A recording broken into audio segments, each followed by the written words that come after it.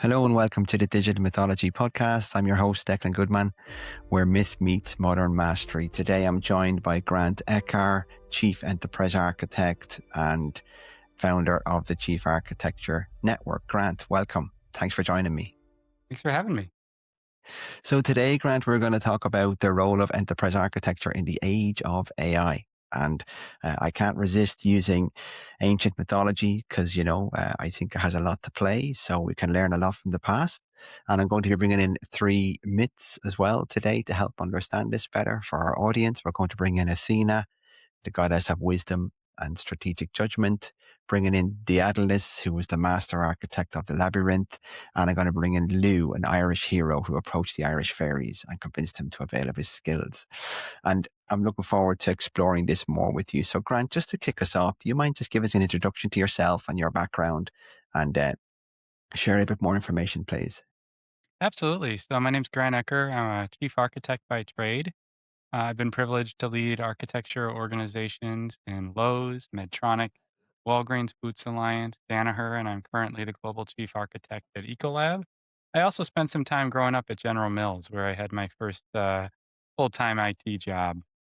During those travels, I created a network called the Chief Architect Network. It's a 501c3 nonprofit with 631 of my peers globally, including yourself. And that's been an absolute highlight in a way that I can stay connected and learn because in today's fast paced technology changes and innovation, there's no way to stay up to speed by reading things. You have to be talking to your peers. Hmm. Yeah, thanks for inviting me in. I've just joined your network recently and I was on there.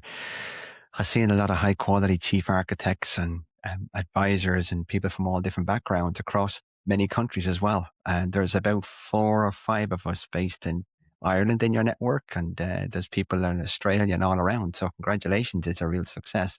I look forward to seeing it grow as well. Already I've been benefiting from being on there. So Grant, I'm just curious about your insights into how do we move with the AI hype in a way that's sensible and I guess wise. And I like to refer to Athena, the goddess in Greek mythology. She was wise and she was always emphasizing leaders to look, something might be shiny and new and exciting, but take your time with it because you have to give it time to prove itself. From an enterprise architecture and digital perspective, what's your thoughts on how we can manage that? Oh, absolutely. It's a great thought, and the metaphor plays out perfectly. In fact, let's go back in time versus focusing on AI because it's easier to understand these lessons in the past than it is by looking at the future. So, the most recent example of our journey to innovation, where we had the difference between knowledge and wisdom, was the cloud. A lot of folks had Mhm. awareness or gaining awareness of okay, we have to migrate our infrastructure, we have to modernize, we have to leverage the cloud, and they would get excited about just the pivot itself as opposed to the enablement of their organization. So many organizations would simply put the cart before the horse and say, we have to get to a certain consumption level by a particular time. And ultimately, that would change the incentives. Now, the company needed to be consuming cloud at a particular pace, as opposed to using cloud as a way to migrate the capability in the way it was delivered. So, what happened was those that kind of fell into this trap were ended up getting behind schedule and had to pivot from moving their transformational workloads to just the lift and shift. And what ended up happening is certainly they met their cloud spend commitments, but they'd moved all the easy stuff and all of the hard pieces that actually kept us in our data centers and kept all of those double run costs moving stayed where they were. So a lot of folks look at, well, Mm. geez, what's the ROI of this cloud thing? Well, you moved the stuff that didn't have a lot of return and actually might even cost more to run in the cloud, and you kept the anchor of the things that weren't really that were actually the reason we were making the pivot to begin with. So the same is true today in AI. Many folks are using the knowledge of, wow, this thing's making a big difference in industry, and we all want to lean in and see the same kind of stories come true for our organization. But we're not actually connecting the dots. We're just following the herd. And that's where the Mm. challenges start to show up, right? You have to basically look at this in terms of business outcomes. What are you trying to enable for your organization? What is there to learn from the industry and how others have been successful? how do we take the lessons that have been around forever? For every dollar you spend in technology, expect to spend two on people and process, right? It's still true, Mm, right? In terms of this kind of transformation. And also, you want to modernize before you transform. If you're going to pivot to this new infrastructure, you have to make sure and these new capabilities that you're harmonizing your business process so that you're creating a more consistent path for that enablement. The complexity actually makes the implementation a lot more difficult.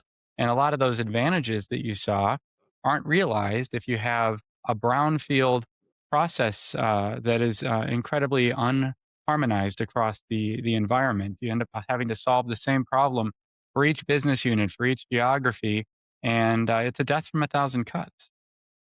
I like that because I often talk about how digital transformation is not about systems really. It's more about process and people. And that's why I like mythology a lot as well, because it's about transformation. It's about what's at the heart of transformation. And AI is massively transformative.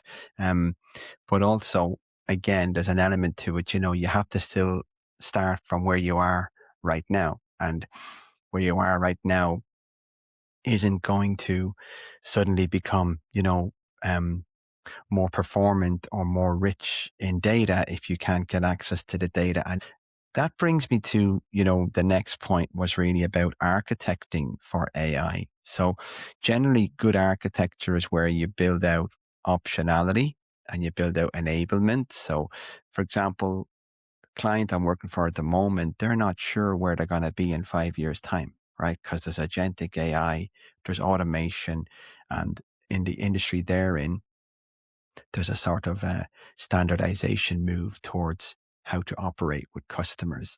So we're trying to help at the architecture level. How do you architect out a roadmap to get there when actually you could still be in 3 or 4 different places in the future, depending on how the industry moves? So that was a good example where I, I guess I reach into mythology again. The great architect Daedalus, he architected the labyrinth to keep the Minotaur inside. He ended up doing such a good job that people never came out of it. It was he himself was afraid to go into it. And the reason I like that is because, we're often working in a complex environment all the time. And I don't necessarily think AI is going to make our businesses less complex. I think it's more how we design our operating models and look at our business to fix that piece. But like from an architecture perspective, putting on, the hardware, Atlas architected a very complex labyrinth, but the idea was supposed to be complex to keep the Minotaur in.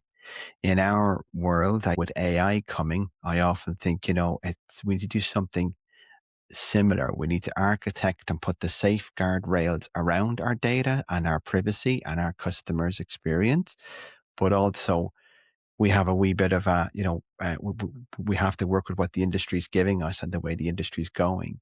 So yeah, from a master architect of building things, Grant, what's your view on architecting out at the enterprise level to be able to be ready for what AI can bring? Well, this has been a really good conversation among the Chief Architect Network in terms of the AI reference architecture, which are the tiers of functionality from the data foundations and the platform foundations and the cognitive layer, as well as the user interface layer. And it's been a really helpful conversation because effectively we are designing that labyrinth, right? And trying to Mm, create the componentized pieces that helps us understand how these things evolve. If we try to create this as a monolith, it's going to be very difficult to pivot. As you said, the industry is changing and moving so quickly. Additionally, we look outside of the environment where we're connecting to our enterprise system. And it's incredibly important that we think about things in terms of loose and tight coupling. Where do we want to be loosely coupled? Maybe the LLMs and the models we might be using today might be changing tomorrow. We don't want that to be something that's fixed and very hard to change. However, if we're connecting to our back-end ERPs and things of that nature, even though the interface might change over time, there's really less of a question of the source of truth for our financial data to pivot that quickly. So that's a little safer mm, to be tightly coupled on those things. So I think between both creating a thoughtful reference architecture the patterns and the solutions that you're going to be deploying for each of the capability areas up that stack. And then for each solution you're deploying, being thoughtful around how long is the future state changing, or how quickly is the future state changing for these particular areas of the architecture, of the solution, of the enterprise, and True. designing with that kind of nimbleness in mind so that this can Mm. meet those changing business priorities, those changing technology landscape um, components, and the innovation that we're seeing out there, being able to leverage it without having to create something that is either so monolithic that it's difficult to understand where things exist, or so ad hoc that you can never actually build anything. If you don't tightly couple to anything, it's way too hard to actually create a solution. So being thoughtful about both those dimensions, I think really helps you be positioned for agility, which is the name of the game in today's pace of change. Mm, I like that. It's a trade-off, isn't it? It's this like this whole best of suite, best of breed debate that's been going on forever. Um, it's often a hybrid model, I think, is what the optimum outcome is. And it kind of comes back to what's your core business and where should you be differentiating and maybe going a bit best of breed versus where is your business sort of commoditized? Just jump on the standard platform or whatever is out there. It's a really interesting one. That's why I always love architecture it's sort of when you move from the craft of architecture, which is all of the methodologies and the frameworks, to the art of architecture, which is, you know, in my view, I know everybody talks about, you have to have a target state and you have to tell us where we're going and what's the blueprint look like. But the art of architecture is really the fact that we're not always certain at all. We can't be. So we have to be agile. As a key word you used there.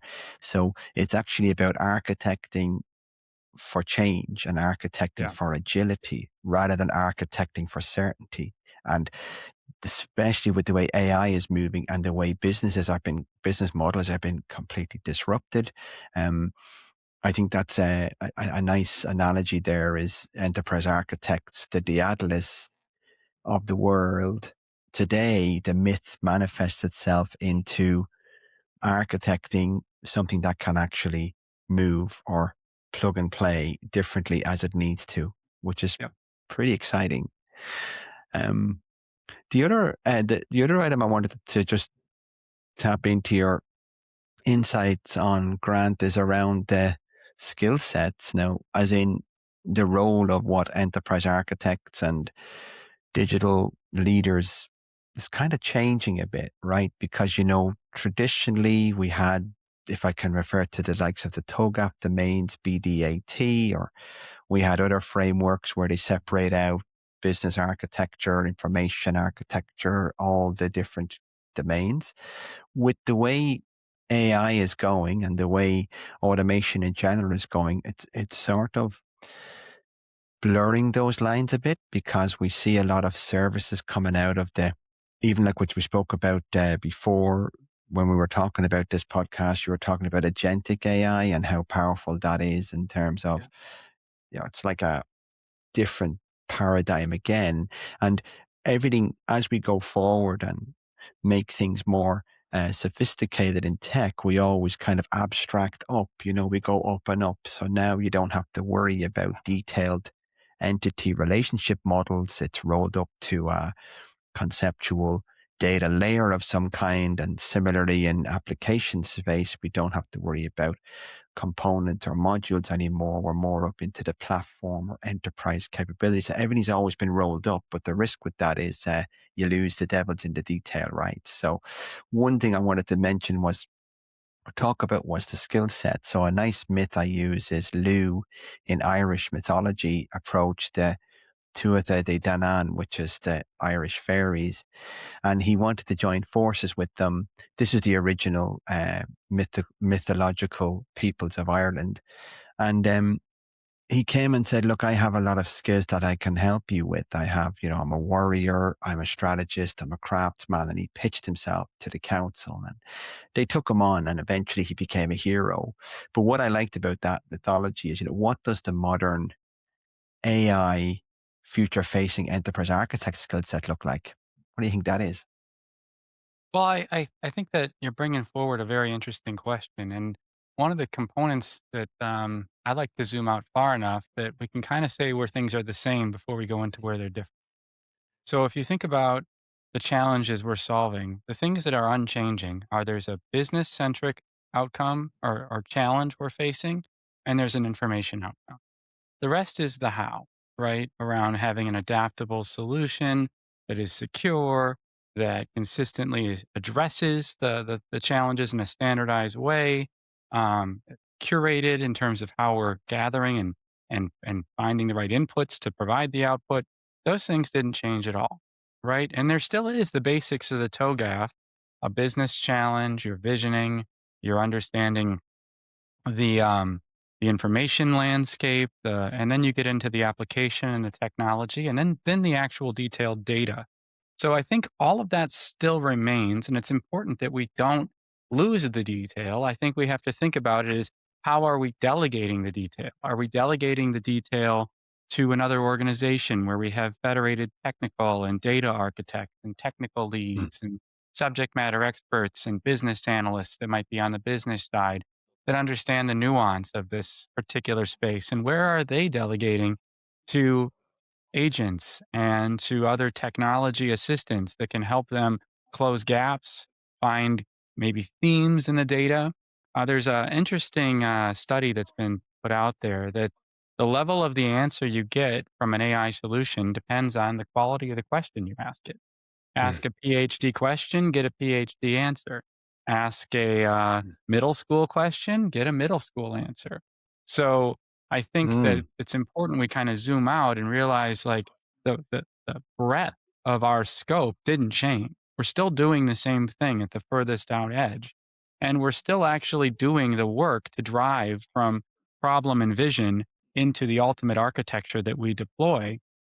We just have more help and we have a different how that we can step into both across the people in the organization as architecture starts to have to shift to things like causal um, intelligence to understand the things that actually are more like the needles in the haystack that help us understand what we should be levering on to optimize solutions. And we start to think about decision intelligence. Dr. Lorian Pratt's work is now extremely relevant. It's the 3D chess of the work that is now really important because we have to teach agents how to think like us.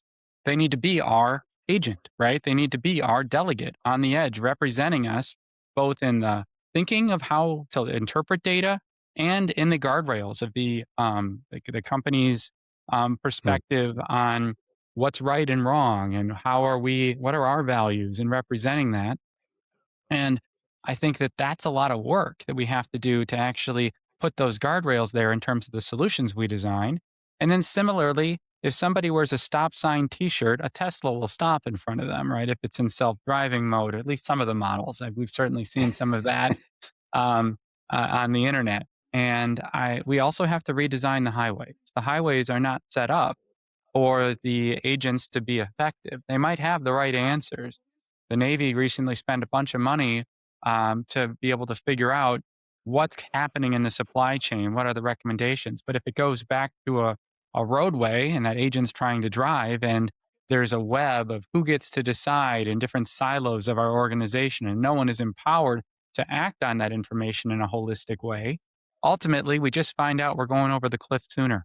We don't actually have the organization pivot and make changes. So, really, the decision architecture, the decision intelligence, and the ultimate agentic architecture of what's needed, all the way down to the depth of the data to the outcome it's driving and the how the organization wants it to behave, I think are the skills where the enterprise architects need to be keeping their eye on the ball and empowering the rest of the organization to tree up those insights. And that's sort of subject matter expertise to Hmm. ensure that we don't lose the forest through I should say, with an eye on the forest, we lose sight on the trees, kind of the other way around. Yeah.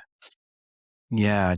I like that metaphor of the getting the highway right, getting the main, because there's a lot of distractions where, there's all of these niche AI cool stuff coming out. And I see it in organizations like they might satisfy some functional need or business need, but the the customer information behind it is disjointed, or it's not aligned to your downstream processes, or so you end up spending more and more money building, I guess, little small by roads or cycle tracks around the edge of the motorway just to join up information, instead of saying, actually, let's get the highway right. Let's get the main cornerstones of our information agreed. Let's make that consistent so that when we're out looking at AI or agentic AI or whatever, we're working off the organization's best interest, not that of the vendors or that of the industry. Yeah, it's a And nice one. I like that what's one. what's Uh, kinda cool about this is it isn't my ideas, right? I'm learning from others in the network. Mike Carroll came up with a lot of this causal intelligence along with Soma Venkat, and a number of other thought leaders have shared that path. And Jesper Lauren out of Australia really kinda help us break down the ontological, the semantic, the compute, and the agentic layers with the we've seen, even more recent evolutions on this. So I think mm. it's really helpful that we have a group of our peers that can help us see the line of sight of not just as a Minnesota metaphor where I grew up, uh, where the puck is, but rather traveling to where the puck is going. And I think these conversations really help us keep an edge on where the conversation is going.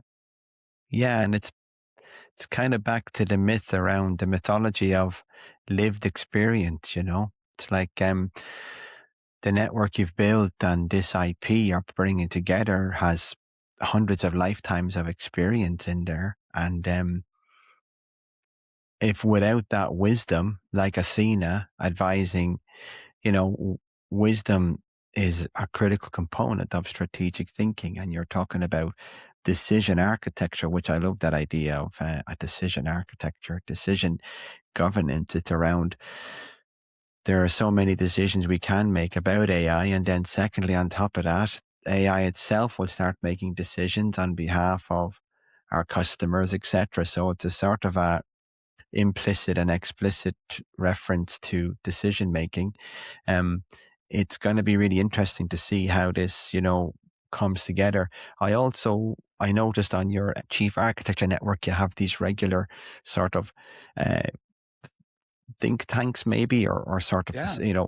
information sharing ideas. There was only one last week. I missed it. It was about AI, and I seen afterwards. So to our people listening, please have a look at the Chief Architecture Network. We'll share information at the end or in the bio on the back of this. But it's also as well important to have that sort of spearheaded thinking as well, with people who have real experience from all different industries and all different aspects, because sometimes enterprise architecture or some disciplines can take a bit of a more industry explicit sort of approach. And you have reference models, say, for higher education. I use the Codit one, which is a very good one for higher education out of Australia, but it's now going more international. In finance, insurance, you have a core with loads of different reference models, but we kind of need to transcend those really to understand how AI can help us, because it's so transferable into different industries. But yeah, I seen that talk was very interesting. So you're kind of living the myth there a little bit, Grant, with the Athena being the Greek goddess of wisdom. You're bringing your elders together from around the globe and having that real thought-provoking piece. And also you're producing frameworks, or at least blueprints and guidelines on how to navigate it, which is the other part of how do we get to where we need to be with all this hype and all this. Like, I was talking to someone the other day about there's lots of roles have popped up in organizations, AI strategist or AI architect, and I'm thinking that's pretty new. And as far as what AI really means, um, I would say it's more it's more on the strategy kind of decision making side. We have a bit of certainty on, like, I mean, if we were to say, what will the AI stack look like in 3 to 5 years time for, say, customer experience or for automation or manufacturing, it's like, well, it's pretty, it's pretty incredible the rate it's moving at. But at the same time, the real challenge is how do you take your organization on that journey? Because, no organization has the really opportunity to just throw away their old kit and move to all the new kit. In general, there's a brownfield challenge. So it's a nice analogy to get from where we are to where we need to be in the limitations of what we have. And I think that the AI architect roles, you're going to certainly have the strategist, as you spoke about, but I also think the technologists, it's the same as a cloud architect back in the day. Certainly, some of the folks were focused on the what and ensuring that the platform Mm, met the NIST and this security framework, right? I think that that's mm, incredibly important. Um, but there were also folks that were focused on the individual components of the and services within the cloud stack and mastering them and localizing them to make sure you didn't create an unsecured S bucket. Remember when that news was out there? So mm. I find the same is Yeah, true with here with AI, that there's folks that are helping with the decision intelligence and the codifying solutions. There's also a data engineering that's bringing the bottom of that pipeline together. And then the technology architects that understand the different LLMs, the mm, different solutions out there. And it could be everything from integrating something that helps with a three-way match that's a buy versus a build of looking at how we create um, chatbots to start and then sort of grow that into agents that can reason and act on our edge, on our behalf. And again, there's a lot of technology enabling that as well. And I think it's important that that center of excellence is created where this can be the center of incubation of what might become eventually embedded in our organizations. Now, anyone in our companies can create a RAG search or restorative augmented generative search. Um, where a year and mm, a half ago, only a small group could. And I think we're seeing mm. the same here, right? Is that the center of excellence of that AI team, my peer Naveen inside Ecolab runs that, and it's an incredible shop. And they're staying on the edge looking at the agentic pieces. Also, now the infrastructure. You need to have an observability layer, right? You need to have an agent catalog. You need to define the MCP, agent to agent communication protocols, and how all that's going to work. So, there really Yeah. is a top to bottom in every one of these and a growing specialty in the AI space at each layer, from the data, the tech, and all the way up to the business architecture and problem design. Yeah, it's the whole gambit really, isn't it? It's It becoming really a is. putting pressure on all the layers really. Um, and then we have the other aspect of, AI nowadays is writing code and producing all sorts of, efficiencies in the development side and but then there's the aspect around where, how far do we go in terms of you know, uh, not setting guardrails into that so that there could be vulnerabilities within. So, it's almost like the more powerful our technology gets, the more we have to play that um, governing or oversight role. And I guess from an architecture perspective, it's always been important to do that, but I think it's becoming more the rate of change now. It's quite even more prominent a role. Grant, what would be your advice to say early stage and enterprise architects and, beginning of their career in enterprise architecture versus mid to late old fellas like myself in architecture? What would be your advice to that sort of, those starting out in the career versus those established? I think the advice for all of us is to really find a network of people we can talk to and benchmark and learn from. I have a frame I've always been putting out there in the architecture career, which is if you're solving a problem by yourself in a room, erase the whiteboard, get some friends, and start over. I really Mm. believe that we is bigger than me, and that that insight just continues to grow in its importance as you grow in your career. That's number one. Secondly, I think it's really important that we stay focused on business outcomes, understand business problems we're solving, understand the language of the business so we can communicate in words that are meaningful to them. And then also really try to help others, right? The value that we're providing to the organization is generally consumed through the technical experts and the business relationship managers of the IT organization, helping them translate their message. And as we do that, we get invitations to join additional tables, especially when we bring the business relationship managers along and they understand and respect our help. And we also understand their their position, what challenges the business is placing on them. That helps us enter the room with them or even without them and not mm, give a quick yes to something that sounds good coming from the business where your BRM would tell you, actually, they've been telling that story for 2 years and here's why it isn't viable.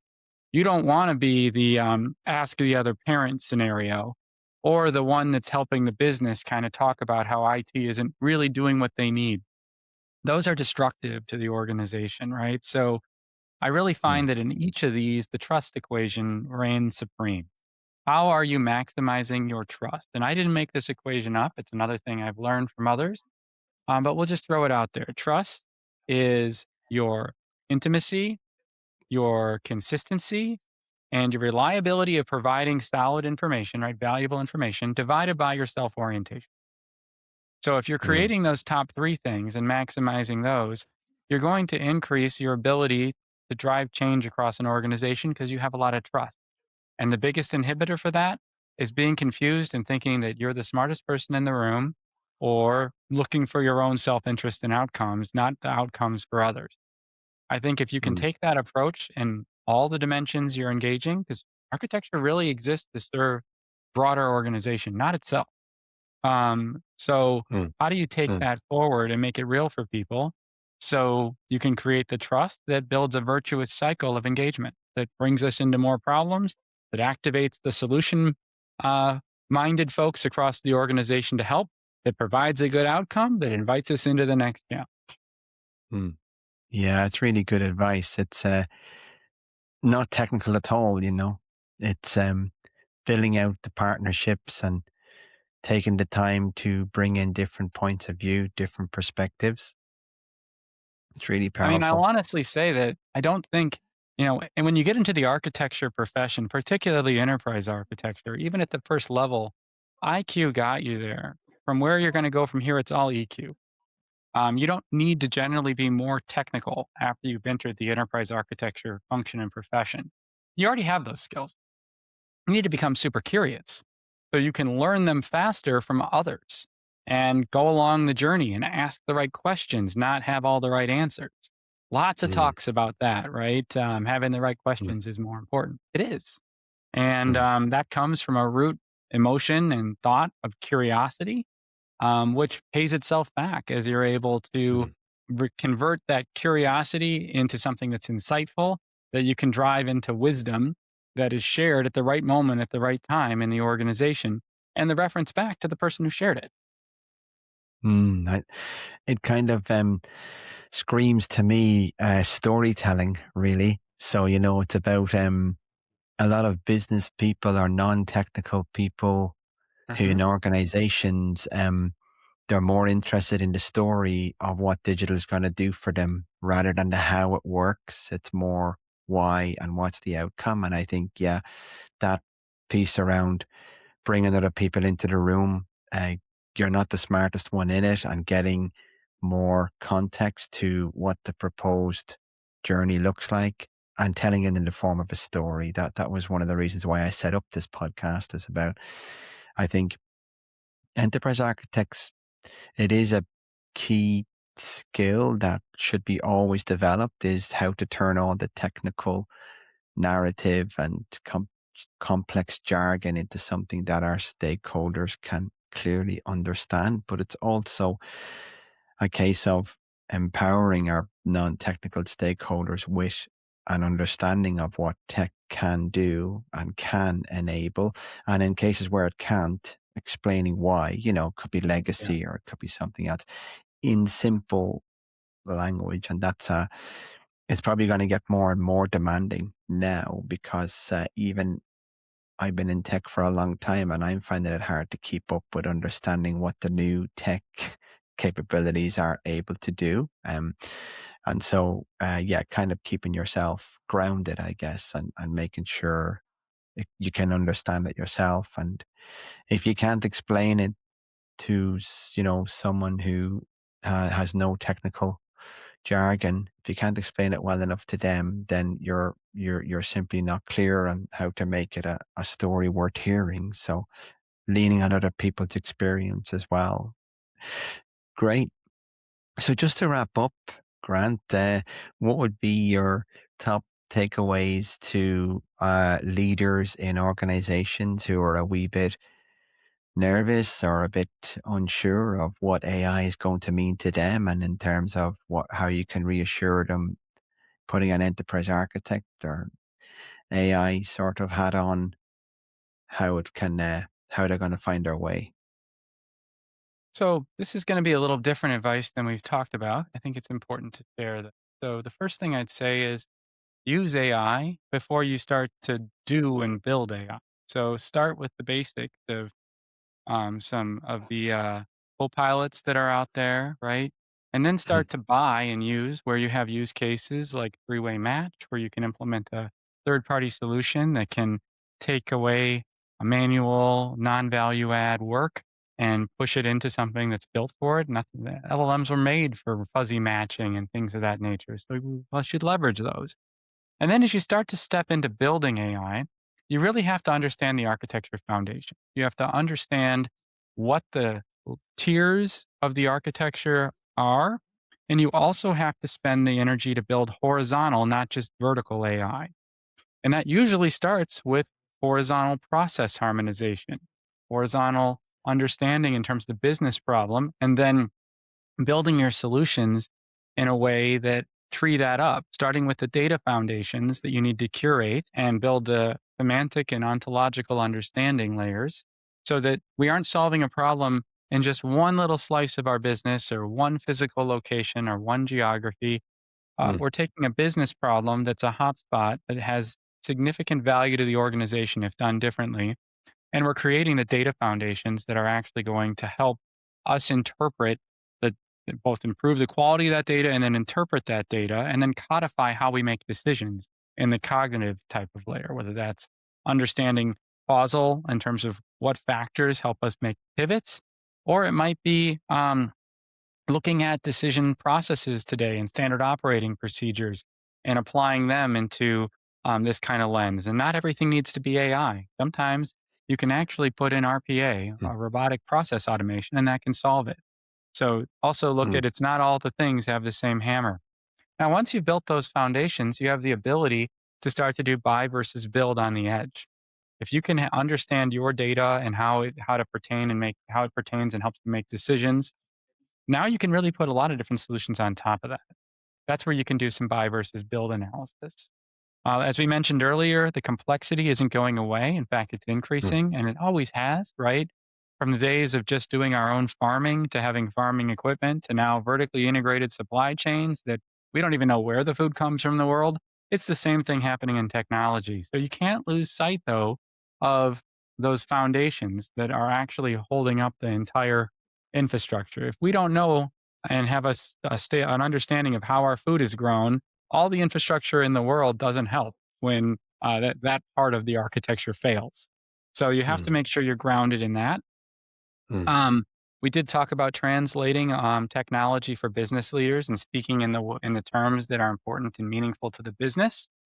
And cross domain understanding is important as well as we start to think about how we actually piece these macro level puzzles together.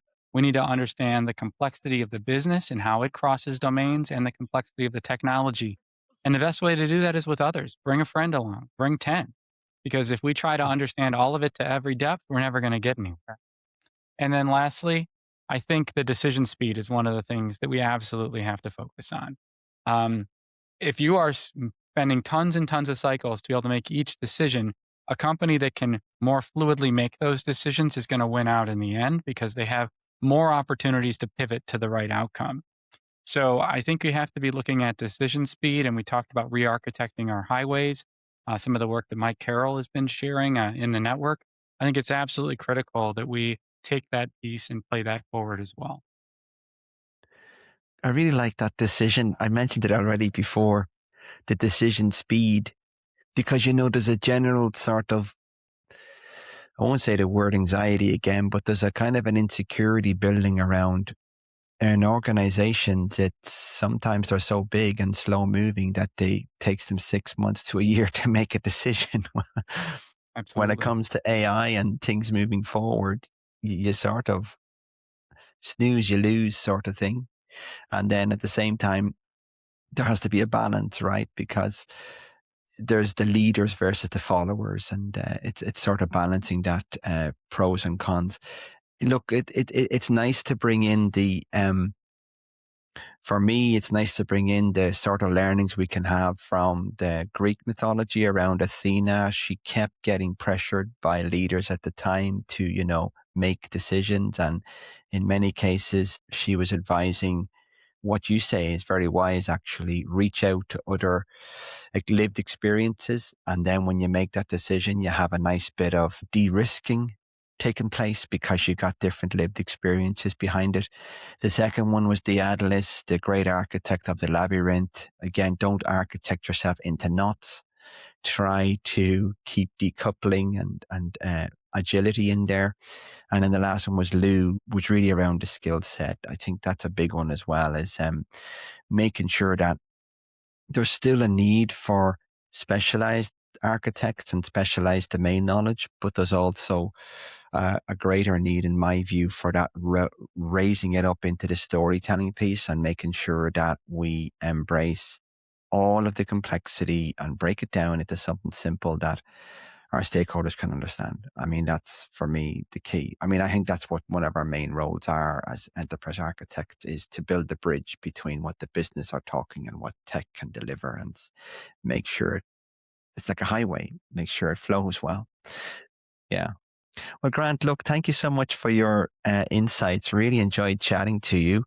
Before we finish up, do you mind me asking what you do outside of all of this wonderful tech stuff? Do you have any hobbies or things to take your mind off this, exciting as it is? It's you must need a bit of.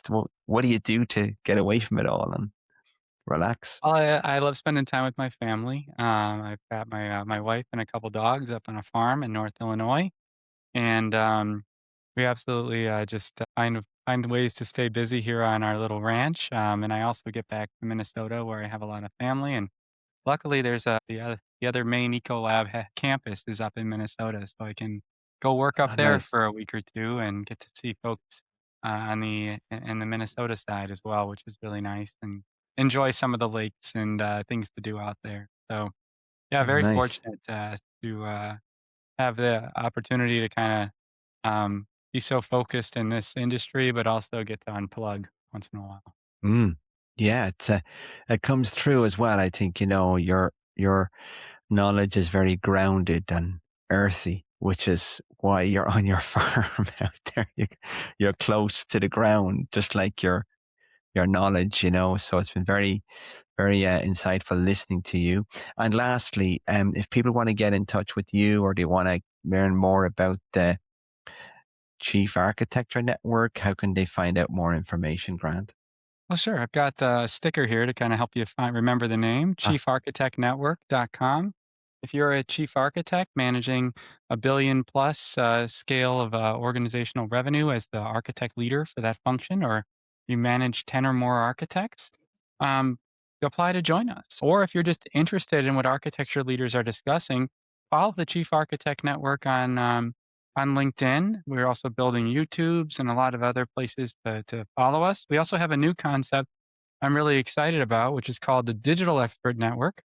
So what this is about is you might notice the red dots there. Those are still the chief architects, and that allows us to connect our organization. So the AI conversation last Friday wasn't just the chief architect network. It allows folks to bring experts in from their organization, digital experts, to really broaden that conversation in areas where we're trying to go a little deeper. So if that's something that interests you, we'd love to have you either following us and joining a conversation with chief architects, or join us on stage, join us at dinners, and join us at events around the world. We're going to have about 60 of us together in London, maybe even as many as 70 April 15 to 17th. Not too late to join if you're an architect leader. And we do these at no cost. We just have a sponsor that promotes our community, supports our community, and we're able to come together without a lot of commercial activity because we're a 501c3 and all volunteers. So there's always just that kind of through line of giving back and learning from each other and not having to have that typical commercial focus because it's no one's full time job, which is really nice. Fantastic. It's a great network. Look, I'm only in a couple of weeks or so, and I found it very insightful already. So my recommendation, yeah, fully endorse that. Look out for the Chief Architect Network, CAN, on LinkedIn, and link in with Grant, and you won't be disappointed. It's a fantastic opportunity to meet fellow-minded leaders, and look forward to collaborating. Great. Grant, thank you so much for your time. Really enjoyed it. I did too. Great to spend time with you.